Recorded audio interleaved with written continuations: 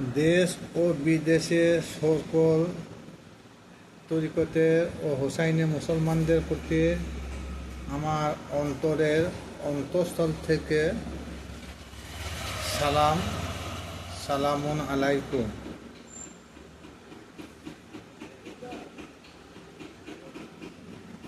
গতকাল একটা ভিডিওতে একজন ভদ্রলোক পোস্ট করেছেন। তিনি বলছেন যে আপনি সালাত করেন চাই না করেন, কিন্তু সালাতের বিপক্ষে আপনি কথা বলছেন কেন? আমি সালাত বলি বলা, উনি নামাজটাকে উল্লেখ করেছেন। তা আমাকে জিজ্ঞেস করেছে কেন। আমি রিপ্লাই করলাম, দেখেন আপনি কোথা থেকে বলছেন জানি না, তবে মানুষ মাত্রায় ভুল হতে পারে। আমি যে সব কিছু জানি তা নয়, তবে হয়তো দীর্ঘ 20টা বছর কোরআন নিয়ে গবেষণা করি, হাদিস নিয়ে এত মারামারি করি না। এখন দেখা যাচ্ছে যে কোরআনই সব, তার জন্যে হাদিসটাকে বাইরে রেখে দিই, হাদিস মানি না এরকম নয়। তা আমি তেনাকে বললাম যে আমি সালাতে বা নামাজের বিপক্ষে কি বলেছি আমি বলুন, কোরআনে আয়াত দিয়ে বলুন যে আপনি কোরআনে এই আয়াতটাকে অবমাননা করলেন, একটা আমাকে প্রুফ দেখান। যখনই আপনি প্রুফটা আপনি নির্বাচন করবেন, তখনই আমি আপনাকে গুরু বলে মেনে নেব। তা উনি আর কোনো কমেন্ট করেন নাই, কারণ সেই বহরটা ওনার নেই। আমি কোরআনের বিপক্ষে কথা বলি না, এবং কিছু কিছু হাদিস বলি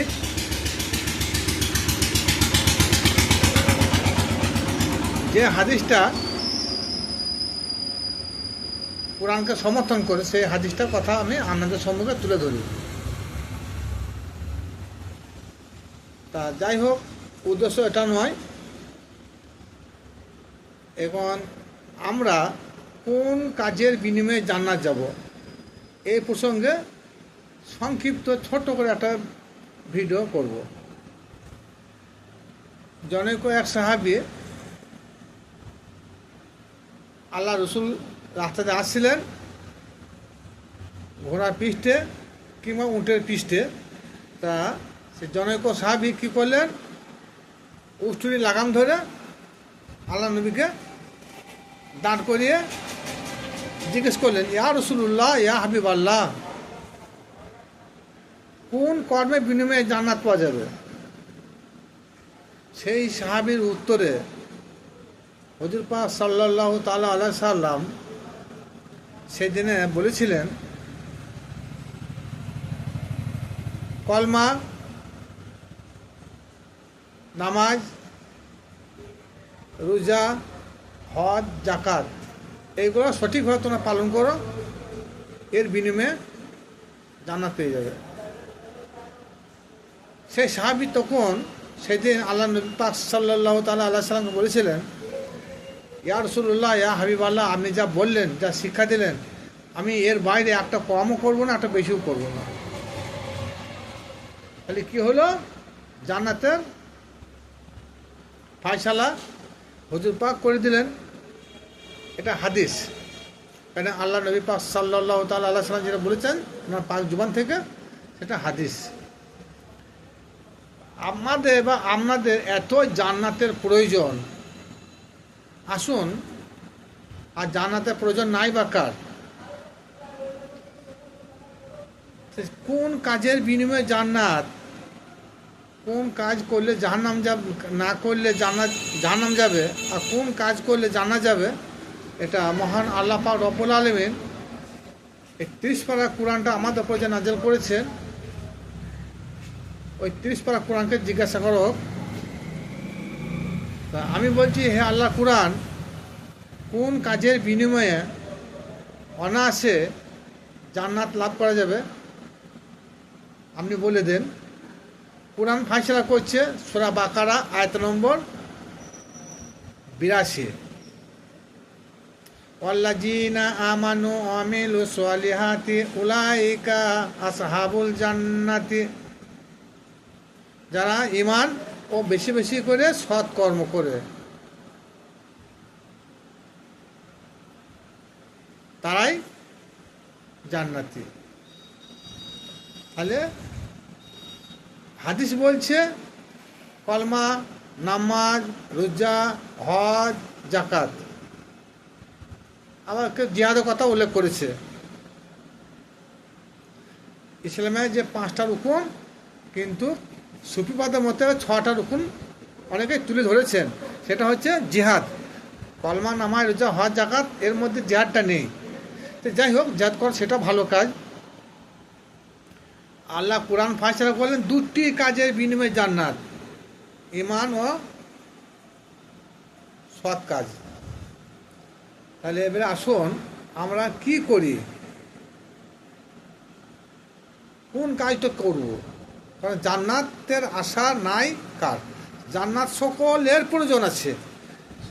তাহলে জান্নাত যদি এতই আমাদের প্রয়োজন হয়, তা সূরা বাকারার 82 নম্বর আয়াতটা মানাই আমাদের কর্তব্য। এই ঈমান ও নেক কাজের বিনিময়ে কোরআনে 30 থেকে কমপক্ষে 40-50 বার জান্নাতের ওয়াদা করেছেন আল্লাহ পাক রব্বুল আলামিন। কিন্তু আমি সালাতে বিরোধিতা করি না। সালাত ছাড়া কেউ আল্লাহর ওলি হতে পারে না, সালাত ছাড়া কেউ আল্লাহর নৈকট্য লাভ করতে পারে না। কিন্তু সালাতের যে প্রকারভেদ, এটা আমাদেরকে বুঝতে হবে। কারণ আমরা মসজিদে গিয়ে প্রচলিত যে সালাত আদায় করি, ওই সালাত কখনো আমাকে জান্নাতে নিয়ে যেতে পারবে না। কারণ মৌলভী সাহেবরা আমাদের যেটা বুঝিয়েছে, এটা হচ্ছে নামাজ, আর আল্লাহর ওলিরা, পীর ফকিরা যেটা বুঝিয়েছেন এটা সালাত। সালাত আরবি শব্দ আর নামাজ ফার্সি শব্দ।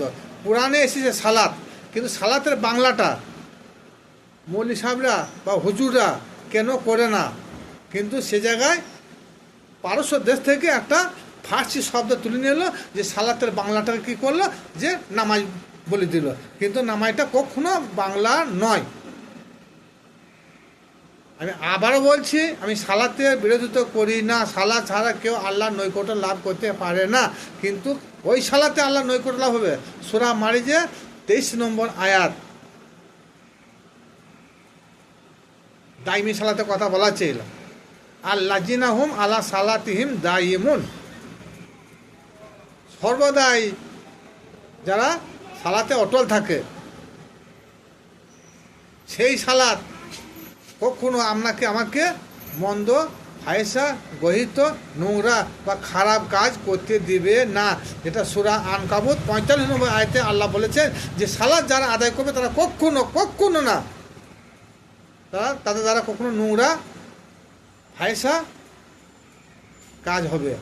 কিন্তু আমরা সেই প্রচলিত সালাত যে পড়ছি এই মসজিদে ইমামে পড়ছে নাকি, কিন্তু সেই মুসল্লিরাই মারামারি, ফেতনা, ফ্যাসাদ, রাজনীতি, চুগলি, বেবিচারি, বিভিন্ন রকমের অন্যায় অত্যাচারে আমরা একটা না একটা যুক্ত আছি।